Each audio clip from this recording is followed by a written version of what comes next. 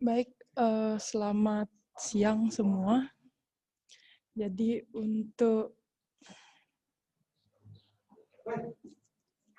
pembelajaran hari ini dilanjutkan dengan mata pelajaran penjas. Untuk penjas masih Ibu yang isi untuk hari ini, materinya masih seperti sebelumnya atau di pertemuan sebelumnya, yaitu bulu tangkis. Jadi untuk mengawali pembelajaran hari ini, ada baiknya kita mengaturkan panganjali umat. Om Swastiastu.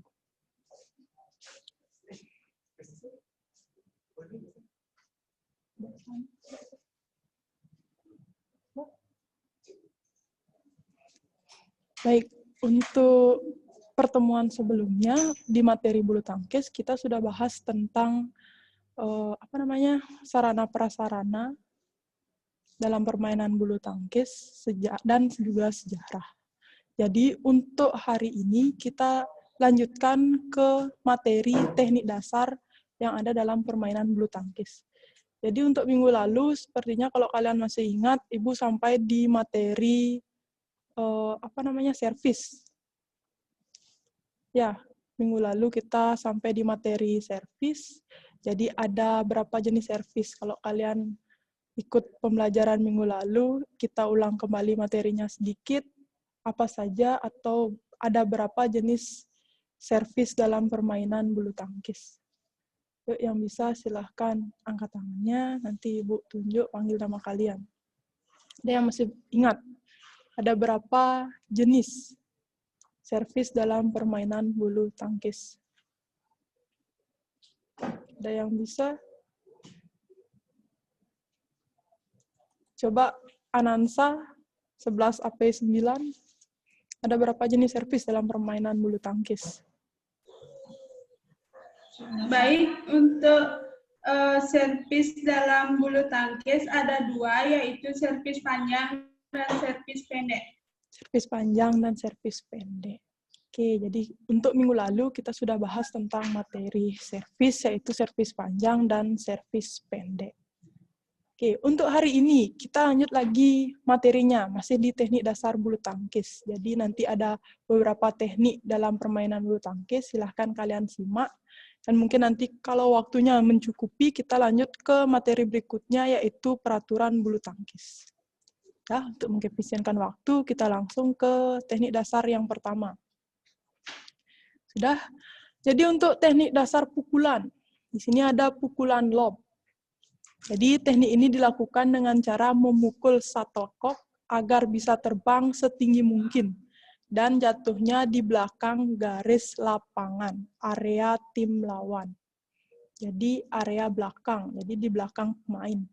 Pukulan seperti ini biasanya akan membuat lawan kewalahan sehingga mereka pun jadi cepat lelah. Nah, jadi dari misalnya kalian melakukan servis, dibalikkan bolanya ke kalian, langsung kalian lakukan pukulan lob. Jadi posisi lawan itu tadinya di depan, mungkin efek kelelahannya karena harus berlari ke belakang mencari bola. Karena arah bolanya adalah arah bola yang tinggi, jadi terbang setinggi-tingginya. Dah. Itu untuk pukulan lob. Jadi ini tekniknya. Jadi di sini sudah disertakan teknik dasarnya seperti apa, deskripsi gerakannya, dan juga Ibu sudah sertakan gambarnya, virtualnya seperti apa. Nah, jadi yang pertama, posisi siap. Kaki kiri di depan, kaki kanan di belakang. Nah, ini bebas ya, kaki kanan atau kaki kiri, yang mana saja bisa kalian gunakan sebagai kaki tumpu kalian. Nah, jadi di mana kaki kiri atau kanan itu bebas. Nah, jadi kaki mana yang menurut kalian lebih kuat atau lebih lincah kalian gunakan sebagai awalan, itu yang kalian gunakan. Yang kedua, pandangan ke arah datangnya kok. Dah, jadi pandangan harus ke kok, jangan kipak-kipak, nanti malah pandangannya ke penonton, jadi tumpal bola nanti. Dah, lanjut.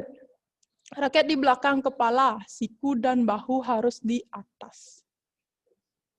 Dah, raket di belakang kepala. Jadi posisi raket di belakang kepala, siku dan bahu harus di atas. Nah, karena pukulannya tinggi, jadi siku kalian harus berada di atas. Dan yang keempat, persentuhan terjadi di belakang atas kepala. Dah di belakang atas kepala. Dah itu perkenaan antara raket dan shuttlecock kalian. Perkenaannya ada di depan atas kepala. Selanjutnya sasaran adalah garis belakang. Dah tidak keluar garis ya, garis belakang. Dah baik itu untuk tunggal ataupun untuk ganda. Kemarin sudah Ibu jelaskan daerah serang kalian ada di mana untuk tunggal maupun ganda itu sudah ada. Sudah Ibu jelaskan di materi sebelumnya atau di pembahasan seminggu lalu. Dah, itu untuk pukulan lob. Jadi kalian di sini juga bisa lihat sudah ada contoh gambar teknik melakukan pukulan lob seperti apa. Jadi kurang lebihnya seperti itu. Sudah? Bisa kita lanjutkan? Oke. Untuk pukulan selanjutnya adalah chop atau drop shot. Nah, di mana pukulan drop shot ini bertujuan untuk mematikan pergerakan lawan. Nah, pukulannya dilakukan secara lurus dan menggunakan tenaga kecil atau pelan. Tujuannya agar shuttlecock bisa jatuh di sekitar net. Teknik ini sering dilakukan untuk mengecoh lawan. Nah, drop shot. Jadi mainannya adalah di area net. Nah, jadi ringan. Kalian ini pukulan drop shot ini merupakan salah satu pukulan penipu. Nah, jadi misalnya kalian ambil ancang-ancang kalian akan melakukan pukulan keras, tapi kalian kecoh lawannya dengan melakukan teknik pukulan drop shot. Nah, itu untuk drop shot-nya. Teknik melakukannya atau teknik melakukan pukulan chop atau drop shot. Nah, yang pertama, posisi siap, kaki kiri di depan dan kaki kanan di belakang. Itu sama seperti yang sebelumnya. Udah sama seperti lob, kaki kalian bisa antara kaki kanan dan kaki kiri itu bebas. Udah. Selanjutnya, pandangan ke arah datangnya shuttlecock. Jadi tetap pandangannya harus fokus ke shuttlecock. Yang ketiga, raket di belakang kepala, siku dan bahu harus ke atas. Nah, ini sedikit tidaknya sama dengan teknik lob tadi. Pergerakan sikunya sama, harus lurus ke atas. Yang keempat, persentuhan terjadi di depan atas kepala. Sasaran adalah daerah paling depan dekat dengan pertahanan lawan atau di net. Nah, jadi bolanya tipis antara net. Nah, kalau misalnya kalian lihat ada bola balik ke arah diarahkan ke net, itu adalah jenis pukulan drop shot. Dah, sini juga sudah dijelaskan atau sudah ditampilkan contoh dari pukulan drop shot. Kalian bisa ngira-ngira pukulannya atau jenis pukulannya seperti apa, gerakannya seperti apa, sudah ditampilkan dalam contoh gambar. Dah.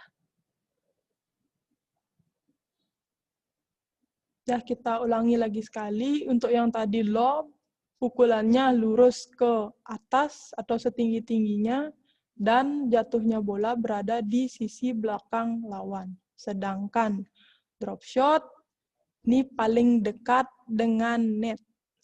Udah sedekat-dekatnya dengan net. Nah, jadi di area depan lawan yang dicari. Nah, bisa kita lanjutkan. Lanjut ke pukulan smash. Di mana smash adalah jenis pukulan yang bertujuan untuk menyerang sekaligus mematikan gerakan lawan. Pukulannya sendiri sangat keras dan menukik ke bawah. Untuk melakukan smash, pemain harus memukul shuttlecock dengan sekuat tenaga. Nah, jadi ini pukulan smash, pukulan yang mematikan dalam olahraga bulu tangkis atau jenis permainan bulu tangkis. Dan misalnya kalian dapat bola tanggung dan tinggi, biasanya ini kalau bola dikembalikan dengan pukulan lob, kalian bisa langsung membalikkan bola dengan menggunakan pukulan smash. Kalau lob itu kan tinggi dia, jadi kalian balikkan bola dengan pukulan smash itu bisa. Nah, tapi kalau kalian tadi lawannya memukul dengan teknik drop shot, jadi untuk kalian melakukan smash itu agak sulit. Kan karena agak nempel dengan atau dekat dengan net, jadi kalian sulit melakukan smash. Jadi untuk pukulan smash ini lebih tepatnya ketika lawan membalikkan bola dengan pukulan lob. Jadi bolanya tinggi, kalian gampang untuk melakukan smash atau menukik ke bawahnya itu lebih bagus dan tepat. Nah, untuk teknik dasarnya. Nah, jadi kalian perhatikan gambar, perhatikan deskripsi gerakannya seperti apa. Nah, jadi yang pertama, posisi siap, kaki kiri di depan dan kaki kanan di belakang. Yang kedua, pandangan ke arah datangnya kok. Yang ketiga, raket di belakang kepala, siku dan bahu harus ke atas. Nah, jadi di belakang kepala. Jadi berat badan kalian berada di tangan semua. Jadi kumpulkan tenaga kalian di tangan kalian, karena kalian akan memukul dengan keras. Yang keempat, persentuhan terjadi di depan atas kepala. Ini hampir sama ya perkenaan bolanya antara lob, drop shot, dan smash. Perkenaannya terjadi di depan atas kepala. Nah, yang kelima, sasaran adalah daerah kosong pertahanan lawan. Dan yang keenam, pukulan harus power, yaitu kuat dan cepat. Dah, kita ulangi lagi sekali. Untuk sasarannya adalah daerah kosong pertahanan lawan. Dah, jadi masing-masing pukulan itu memiliki tujuan dan arah pukulannya seperti apa. Jadi itu yang membedakan antara masing-masing pukulan. Jadi lob sudah ada seperti apa dan penempatan bolanya seperti apa. Drop shot juga seperti itu. Nih sekarang smash ke daerah kosong pertahanan lawan. Jadi saat kalian melakukan smash itu kalian harus jeli. Dah cepat, lincah, dan kuat pukulannya. Dah kalian lihat gerakan lawan, kalian lihat posisi mana yang kosong, jadi kalian arahkan ke sana pukulannya. Agar lawannya susah membalikkan shuttlecock ke area kalian atau ke kalian. Nah, dan tentunya dengan tenaga yang kuat dan cepat. Itu deskripsi dari pukulan smash.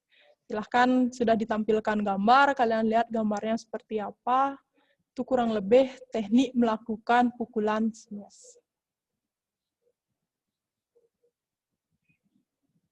Sudah kira-kira? Sudah ada berapa jenis pukulan yang sudah kita bahas? Ada berapa? 3. Oke. Bisa kita lanjutkan? Bisa, kita lanjutkan ya. Selanjutnya adalah pukulan drive. Nah, jadi drive adalah jenis pukulan yang mendatar. Arah pukulannya bisa lurus atau menyilang untuk menyasar sisi samping tim lawan. Teknik ini biasanya dilakukan untuk menyerang maupun mengembalikan serangan dengan cepat. Nah, saya ulangi lagi sekali, drive adalah jenis pukulan yang mendatar. Arah pukulannya bisa lurus atau menyilang untuk menyisir sisi samping tim lawan. Nah, jadi kalau di permainan bulu tangkis, biasanya kalau drive ini lebih mengenai ke bagian tubuh lawan biasanya. Arahnya pasti diarahkan ke anggota tubuh lawan. Nah, jadi misalnya yang dicari adalah bagian dada lawan. Jadi untuk perkenaan atau arah raketnya kan agak sulit. Kalau pemainnya kurang sigap, pasti yang kena badannya. Jadi sulit mengarahkan antara shuttlecock dan raketnya. Sulit membalikkan kok. Jadi seperti itu. Saya ulangi lagi sekali. Untuk drive adalah jenis pukulan yang mendatar. Arah pukulannya bisa lurus atau menyilang untuk menyasar sisi samping tim lawan. Nah, jadi untuk pukulan drive, biasanya kalau di permainan bulu tangkis, ini menyasar ke anggota tubuh biasanya, agar pemain lawan sulit membalikkan bola. Ini datar di atas net, tapi lurus. Itu biasanya untuk pukulan drive. Nah, itu untuk penjelasannya. Sekarang untuk teknik berikutnya. teknik netting. Jadi sesuai namanya, ini adalah jenis pukulan yang bertujuan agar shuttlecock jatuh tepat di net setelah berhasil melewatinya. Pukulan netting ini cukup sulit dilakukan karena butuh akurasi tinggi. Bila berhasil, tim lawan akan kesulitan mengembalikan serangan. Jadi netting, jadi permainan net. Jadi bola kalian tipis antara net. Jadi ini 50-50 kalau pukulannya. Kalau berhasil, poin milik kalian, tapi kalau tidak berhasil, poin milik lawan. Jadi bisa saja nanti kalau kalian terlalu keras mukulnya atau kurang dalam pukulannya, bola bisa saja jatuh ke bidang permainan kalian. Atau mungkin nanti gagal, misalnya kalian mengenai net misalnya, raketnya. Itu juga terjadi kesalahan nanti, pelanggaran peraturan. Jadi ini perlu akurasi yang tinggi, jadi kalian harus jeli dalam melakukan pukulan netting. Jadi sudah diurut ya antara masing-masing pukulan. Dari tadi pukulan yang paling gampang meningkat lagi sampai di pukulan netting kembali ke pukulan yang memiliki tingkat kesulitan yang cukup tinggi. Jadi kita sudah urut. Jadi minimal kalian bisa mukul bola dulu. Bisa pegang raket. Itu untuk netting. Jadi untuk penentuan awalan permainan. Tadi sudah kita jelaskan ada berapa tadi untuk teknik pukulan? 5. Yang pertama apa? Coba dijelaskan. Dwita Ernayani. Silahkan, ada berapa jenis pukulan tadi yang sudah Ibu sampaikan atau kita sudah pelajari? Berapa? Dwita? Ada Dwita?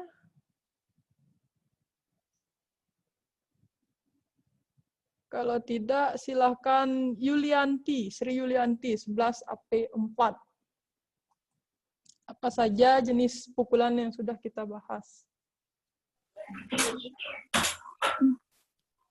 Selamat siang, Bu. 5 teknik pukulan. Yang pertama, pukulan lob. Yang kedua, pukulan drop shot. Yang ketiga, pukulan smash.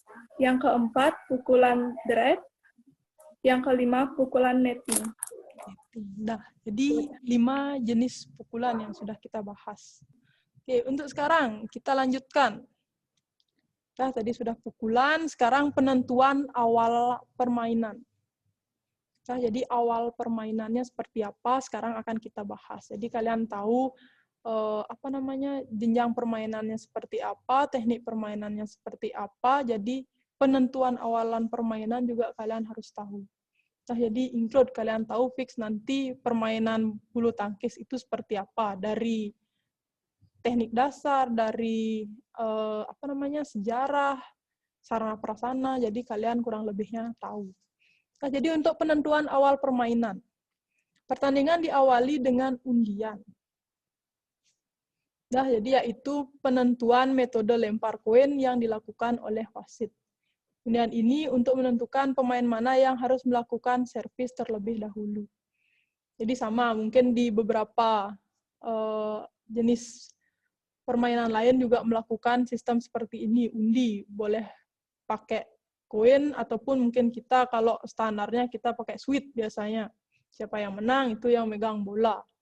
Jadi kalau permainan secara nasional dan internasional biasanya dilakukan metode dengan lempar koin. Jadi kalian memilih misalnya bagian mana koin yang kalian pilih. Kalau misalnya koin kalian yang kelihatan, jadi kalian yang melakukan servis terlebih dahulu. Jadi itu seperti awalannya. Selanjutnya adalah perhitungan skor. Sekarang scoring setnya seperti apa akan kita bahas. Jadi penentuan kemenangan di olahraga ini atau di bidang permainan bulu tangkis menggunakan sistem best of 3. Pemenang 2 babak. Jadi dalam permainan bulu tangkis itu ada 3 babak. Misalnya kalian sudah dapat 2 babak menang, jadi permainan selesai.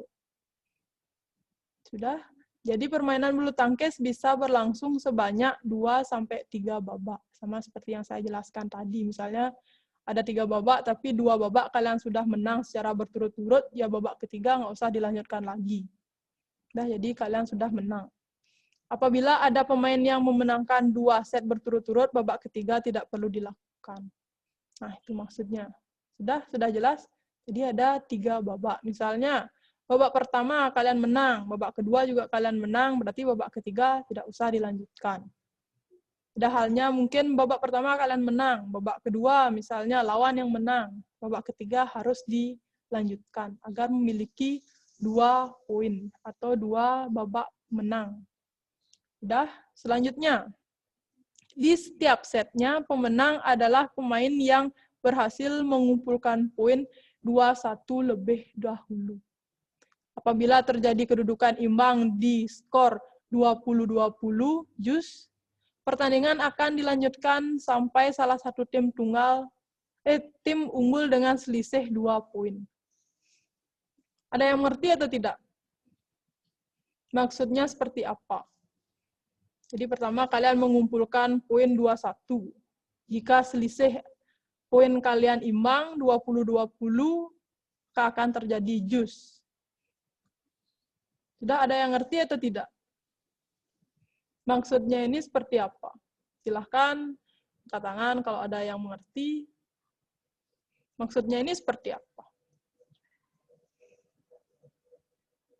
Sudah di kedudukan, misalnya kalian di skornya sama, 20-20, maka terjadi jus. Ada yang bisa menjelaskan?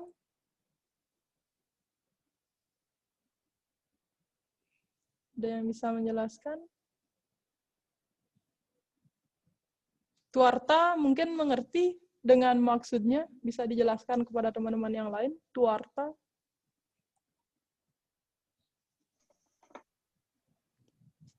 Ya, Bu. Silakan, Tuarta. Jadi salah satu tim harus mampu mengumpulkan poin maksimal sebanyak 21 poin, Bu. Jika di poin 20, kedua tim imbang, maka dilanjutkan dengan pertambahan poin atau yang disebut dengan use. Sampai salah satu tim berhasil mengumpulkan 2 poin lebih dulu. Itu, Bu. Oke, Ibu jelaskan sedikit biar kalian lebih ngerti. Jadi misalnya kalian mendapatkan poin sama, 20-20, maka akan terjadi jus. Jus itu nanti selisih poinnya harus 2. Jadi bisa saja nanti lebih dari 21 angka yang kalian miliki.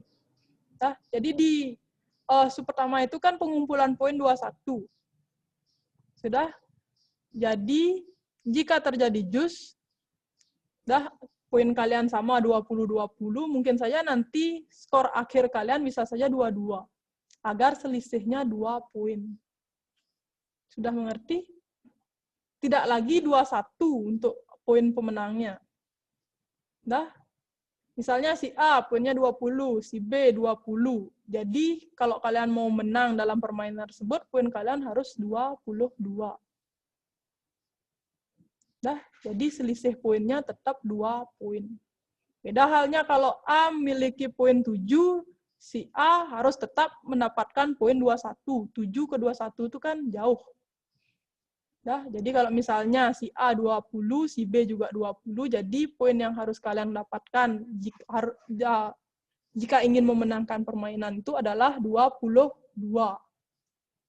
Kembali lagi, misalnya di permainannya si A dapat 21, si B juga 21, maka kalian harus mendapatkan poin berapa? Berapa kira-kira? Agar kalian bisa menang. Kalau si A 21, si B juga 21, poin yang harus kalian dapatkan berapa? 22 juga? 23. Jadi tetap selisihnya adalah 2 poin. Jika kalian dalam permainan itu terjadi jus. 21, jadi setelah dilakukan jus, poin kalian harus 23, selisih 2. Begitu seterusnya. Jika permainannya seri. Lanjut. Peraturan pertandingan tunggal. Nah, jadi sebelumnya kita sudah bahas ada 2 jenis pertandingan, yaitu pertandingan tunggal dan pertandingan ganda. Ada ganda campuran juga. Selanjutnya, penjelasannya adalah pemain akan melakukan servis atau menerima di bidang servis kanan jika nilai pelaku servis adalah 0 atau angka genap dalam pertandingan bulu tangkis. Nah, jadi saya ulangi, pemain akan melakukan servis atau menerima dari bidang servis kanan jika pemain melakukan servis adalah 0 atau angka genap. Nah, jadi di permainan bulu tangkis itu ada peraturan. Kalian menerima servis, kalian melakukan servis itu ada peraturan.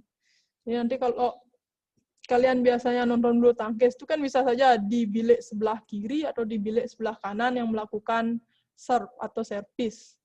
Nah, jadi kalau kalian punya angka genap, berarti kalian harus melakukan servis di area kanan. Dah, coba kalian ingat-ingat bentuk lapangannya seperti apa. Di sana kan di garis tengah tuh ada 2. Di bidang permainan kalian tuh kan ada 2 blok.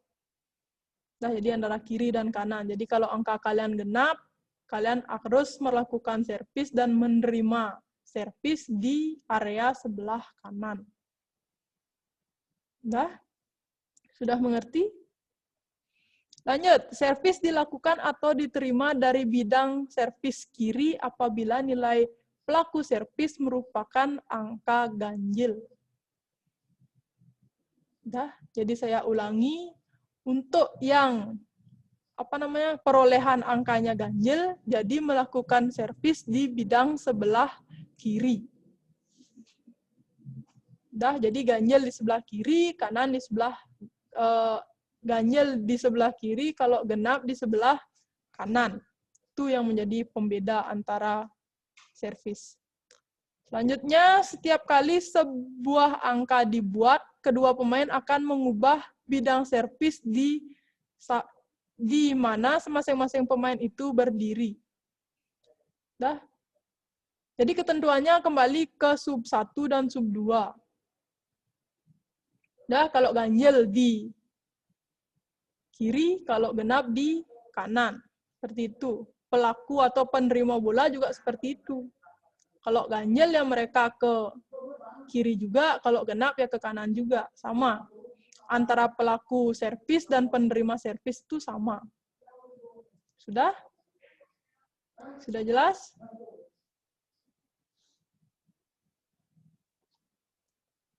Lanjut. Sebelum pertandingan dimulai, sudah ditetapkan pihak mana yang melakukan servis pertama kali. Itu sudah dengan melakukan sistem koin tadi. Selanjutnya, pemain di bidang servis kanan akan memulai pukulan ke arah lawannya yang berdiri secara diagonal di hadapannya. Nah, secara diagonal. Nah, jadi kalau kalian ingat-ingat, kemarin sudah Ibu tampilkan penerimaan servis seperti apa, daerah lawan seperti apa, daerah pertahanan kalian seperti apa, itu sudah dijelaskan di pembahasan sebelumnya. Nah, selanjutnya, pukulan servis pertama dilakukan oleh pihak yang berada di sisi dalam lapangan bidang servis kanan.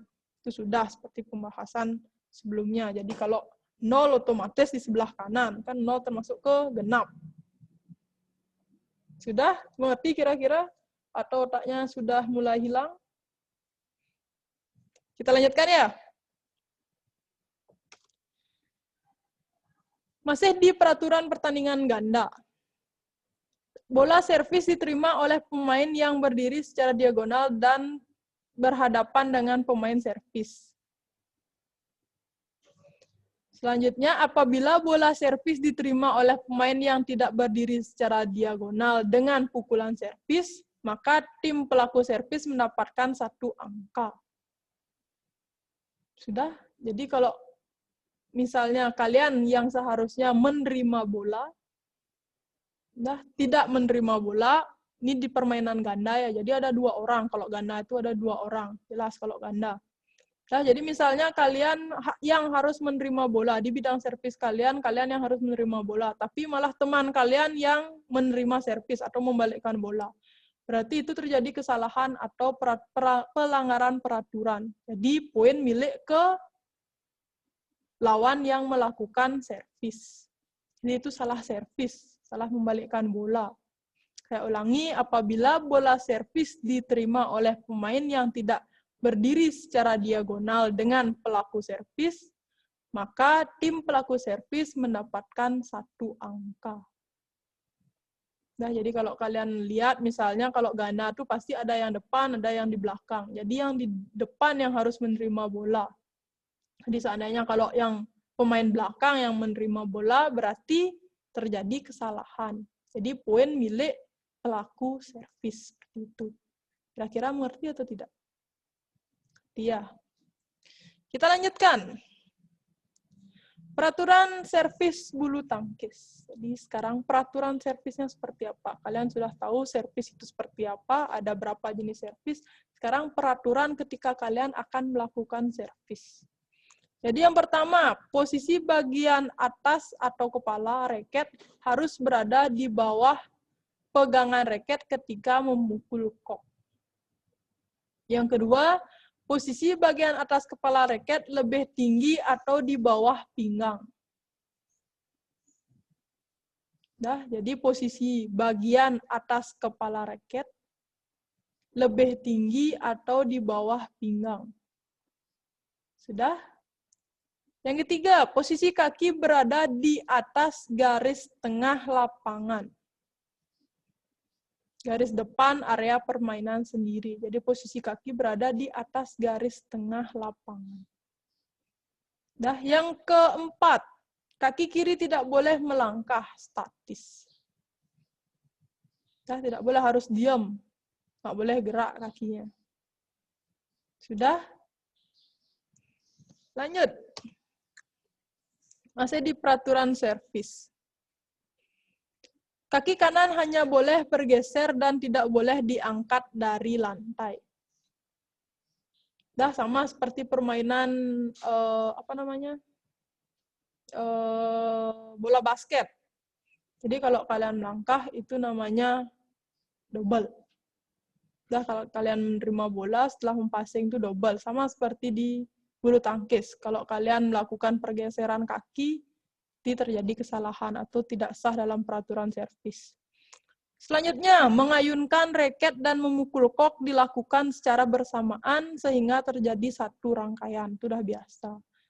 Gerakannya seperti apa? Kalian melakukan servis dengan apa? Servis pendek atau servis panjang? Itu sudah dijelaskan minggu lalu terkait dengan teknik dasarnya seperti apa. Jadi kalian bebas melakukan servis panjang atau servis pendek. Selanjutnya, pemain menerima servis boleh bergerak setelah pelaku servis memukul bola. Jadi kalau pelaku servis belum memukul bola, pemain penerima tidak boleh bergerak. Nah, jadi kalau bola sudah mengenai raket, baru kalian boleh bergerak. Itu selaku penerima servis. Selanjutnya,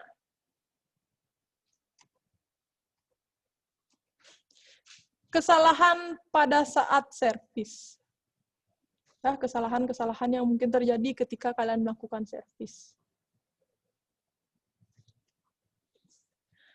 Posisi bagian atas kepala raket lebih tinggi atau sejajar dengan grip atau pegangan raket ketika memukul bola. Ini tidak boleh. Namanya saja kesalahan, berarti hal-hal yang tidak boleh dilakukan ketika kalian melakukan servis. Saya ulangi lagi sekali. Posisi bagian atas atau kepala raket, tahu kepala raket? Nah, itu yang isi jaring-jaring tempat kalian untuk perkenaan shuttlecock itu namanya kepala raket. Lebih tinggi atau sejajar dengan grip pegangan raket ketika memukul bola. Jadi sejajar, lurus berarti. Kan nggak mungkin kalian melakukan servis dengan posisi seperti itu. Nah, jadi lurus, ini yang dimaksudkan. Coba kalian bayangkan kepala raketnya di mana, gripnya di mana. Kalau sejajar berarti kan kalian nggak bisa melakukan servis. Itu logikanya. Yang kedua, posisi bagian atas atau kepala raket lebih tinggi dari pinggang pada titik perkenaan kok. Sudah? Saya ulangi, posisi bagian atas kepala raket lebih tinggi dari pinggang pada titik perkenaan kok. Itu juga tidak boleh. Itu merupakan kesalahan pada saat servis. Yang ketiga, posisi kaki menginjak atau berada di batas garis tengah atau depan lapangan area permainan sendiri. Jadi kan sudah ada di belakang net, di area kalian tuh sudah ada garis. Ada garis batas depan namanya. Itu kalian tidak boleh atau menginjak garis tersebut ketika kalian melakukan servis. Sudah? Kita lanjutkan. Masih di kesalahan pada saat servis, yaitu kaki kiri melangkah atau bergerak, atau kaki depan kalian bergerak. Itu tidak boleh. Jadi kaki kalian hanya boleh bergerak ketika shuttlecock kalian sudah mengenai raket kalian, baru kalian boleh bergerak. Selanjutnya, kaki kanan melangkah atau diangkat dari lantai sebelum memukul kok. Itu sama, kaki depan, kaki belakang. Jadi posisi kalian harus statis atau diam. Selanjutnya, mengayunkan raket atau memukul kok tidak dilakukan secara bersamaan sehingga rangkaian gerak menjadi terputus. Itu kan hal yang semestinya tidak terjadi. Berarti kalau servis sudah gagal, apalagi nanti melakukan teknik-teknik pukulan lain. Servis saya sudah tidak bisa. Ini artinya poin yang ketiga, mengayunkan raket dan memukul kok tidak secara bersamaan. Itu kan harus berkesinambungan. Agar mendapatkan gerakan atau rangkaian gerak yang baik, itu harus gerakannya berkesinambungan. Kalau kalian lambat, misalnya sudah lepas koknya dari tangan kalian, kalau kalian tidak tepat timingnya dalam mengayunkan raket, bisa saja bolanya jatuh duluan. Kan nggak lucu nanti. Saat sudah dalam permainan, mukul atau melakukan servis malah tidak bisa. Atau mungkin saja terjadi ketika kalian dalam permainan gugup misalnya, itu bisa saja terjadi. Selanjutnya yang keempat, penerima servis bergerak ketika kok belum dipukul oleh pelaku servis. Itu tidak boleh, harus statis, harus diam dulu. Ketika bola sudah melayang, shuttlecock sudah mengenai raket pelaku servis, baru penerima servis boleh bergerak. Itu peraturannya. Jadi kalau bola atau shuttlecock belum mengudara atau belum mengenai raket, jadi pemain penerima servis tidak boleh melakukan gerakan, tidak boleh berpindah tempat. Selanjutnya, sistem perpindahan bola. Jadi Ibu sudah lihat waktunya, kita hanya punya waktu 35 menit. Jadi untuk sistem perpindahan bola, kita lanjutkan di pertemuan berikutnya. Jadi untuk mengingat-ingat materi, beberapa menit Ibu akan minta untuk kalian mengulang kembali apa saja pembahasan yang sudah kita bahas tadi selama 30 menit berlalu. Apa saja yang sudah kita bahas. Ini ada yang anteng nyatet, ada yang bengong. Dan mendengarkan atau tidak? Coba saya ingin tahu.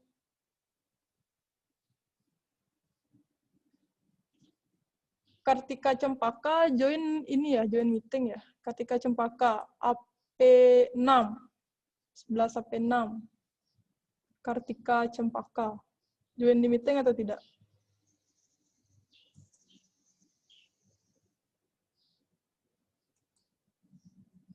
Kalau tidak, saya tunjuk satu orang untuk memaparkan apa yang sudah kita bahas tadi.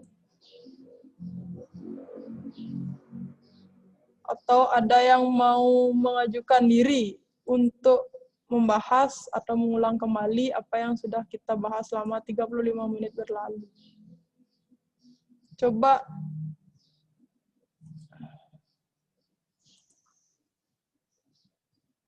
Sulistia, AP8.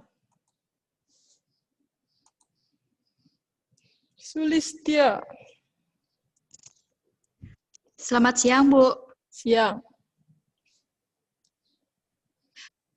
Di sini saya akan menjelaskan materi yang dibahas selama 35 menit. Yang pertama, ada pukulan lob, yaitu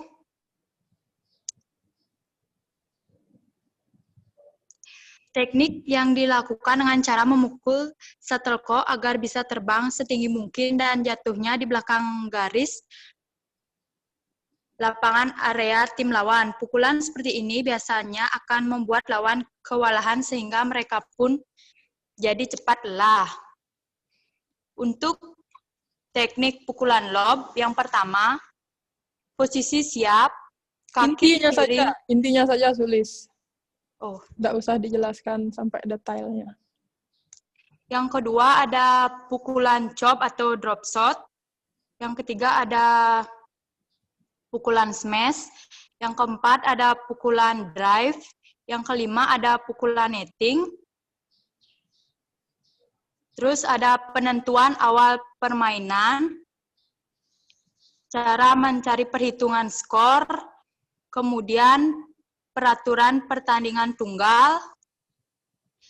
Yang kedua ada peraturan pertandingan ganda.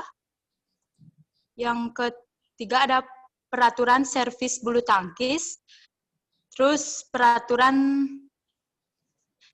kesalahan pada saat servis. Itu aja, Bu. Oke, terima kasih Sulis. Ya, Bu. Yang kedua atau terakhir, Kadek Teguh. Silakan Teguh. Tadi Sulis sudah menjelaskan, mungkin ada beberapa hal lagi yang bisa kamu petik dari Sulis. Teguh, silakan di-unmute dulu.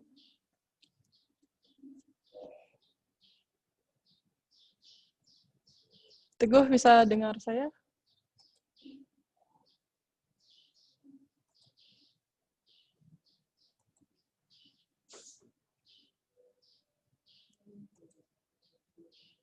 Udah, ini Teguh Saru Gremeng. Kita ganti orang saja, biar cepat.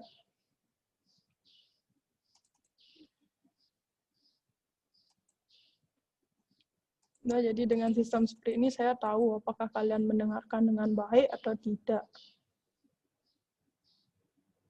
Silahkan. Dewa Ayu Sita. Selamat pagi, Bu. Sudah siang, Sita. Pagi, ya, Bu. Yuk, silakan. Pembahasan hari ini selama 35 menit yaitu tentang teknik dasar permainan bulu tangkis. Yang pertama, teknik dasar pukulan lob. Yang kedua, pukulan kop atau drop shot. Yang ketiga, pukulan smash. Yang keempat, pukulan drive. Yang kelima, pukulan netting. Dan membahas tentang penentuan awal permainan, perhitungan skor, peraturan pertandingan tunggal, peraturan pertandingan ganda, peraturan servis bulu tangkis, dan kesalahan pada saat servis. Oke, terima kasih Sita. Baik, jadi itu sudah perwakilan dari kalian. Semoga perwakilan dari dua orang tadi mencakup semua. Jadi semuanya memahami, kalian mendengarkan dengan baik selama 35 menit berlalu tadi. Apa saja materi-materi yang sudah disampaikan. Jadi untuk hari ini pembelajaran penjasnya kita cukupkan. Kita lanjutkan lagi di jadwal berikutnya. Silahkan kalian tetap jaga kondisi selama di rumah. Kalau bisa kalian olahraga, walaupun olahraganya hanya di rumah itu dimaksimalkan karena keterbatasan gerak kalian atau selama kalian di rumah saja tidak menutup kemungkinan kalian tidak bisa melakukan olahraga. Jadi olahraga itu bisa kalian lakukan di mana saja. Jadi nanti tidak ada alasan nggak bisa olahraga karena tidak bisa ke lapangan. Jadi tidak ada alasan seperti itu. Tetap jaga kondisi fisik kalian dengan melakukan olahraga kecil. Menyapu, mengepel itu juga termasuk olahraga. Jadi sebisa mungkin keluarkan keringat kalian selama 1 hari itu. Untuk menutup pertemuan kita hari ini, karena tadi sudah diawali dengan mengenali umat, akhir kita tutup dengan Parama Santi. Om Santi Santi Santi Om. Selamat siang.